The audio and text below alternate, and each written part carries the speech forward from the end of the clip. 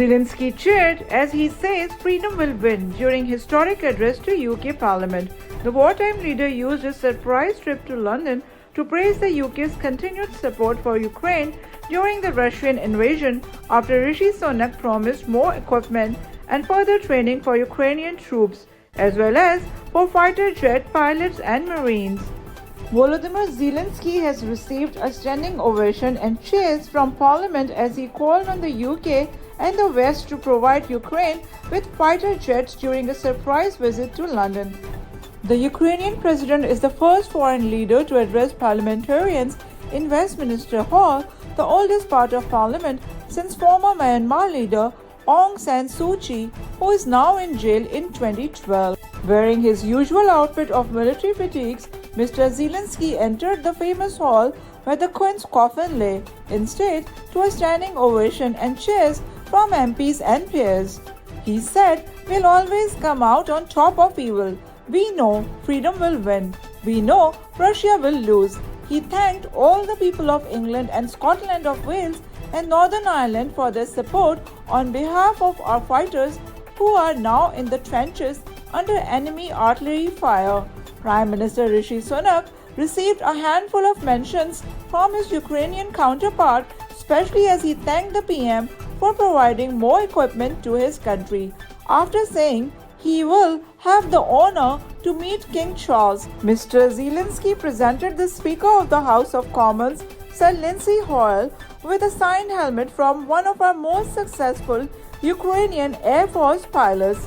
"He is one of our kings," he said, and the writing on the helmet reads, "We have freedom. Give us wings to protect it." He added, in Britain, the king is an Air Force pilot, and in Ukraine, today every Air Force pilot is a king. Mr. Zelenskyy said he hoped the symbol of the helmet will help for the next coalition of planes. He added, "I appeal to you and the world is simple, and the most important words, combat aircraft for Ukraine, are wings for freedom." The Ukrainian president finished his speech by thanking parliamentarians for their support and leaving British Parliament 2 years ago. "I thanked you for delicious English tea," he said to laughter, "and I'll be leaving the Parliament today thanking all of you in advance for powerful English planes. God bless Great Britain and long, long live the King. Slava Ukraini." Mr. Zelenskyy was then driven to Buckingham Palace to have a meeting with the King, who was seen dashing back from an appointment through Westminster. Following the speech, Mr. Sunak asked Defence Secretary Ben Wallace to investigate what jets the UK could give to Ukraine. The Ukrainian leader singled out Mr. Boris Johnson, thanking him personally for extending your helping hand when the world had not yet come to understand how to react.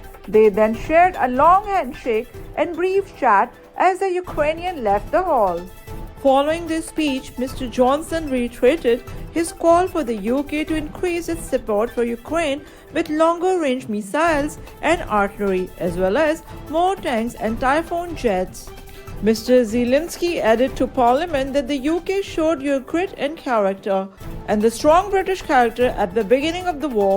You did not compromise your ideals, and thus you didn't compromise the spirit of this great alliance. Thank you very much, he added. He received one of many ovations after saying, "Do you have a feeling that the evil will crumble once again? I can see in your eyes now, we think the same way as you do. We know freedom will win. We know Russia will lose. And we really know the victory. The victory will change the world. And this will be a change that the world has long needed." The unannounced visit was only Mr. Zelenskyy's second outside Ukraine since Russia invaded last February. He traveled to the United States just before Christmas and stopped off in Poland on the way back.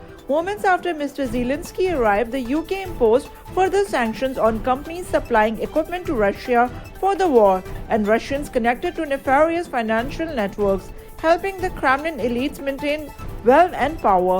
Mr. Sunak also announced an immediate surge of military equipment for Ukraine and offered to train 20,000 more Ukrainian troops, plus training for fighter jet pilots so they can fly NATO standard fighter jets and a training program for Marines. हर मुख्तलिफ news update के लिए iNews365 को subscribe करें और हमारे साथ जुड़े रहने के लिए नोटिफिकेशन बेल को क्लिक करना ना भूलें ताकि हर खबर रहे आपकी नजर में।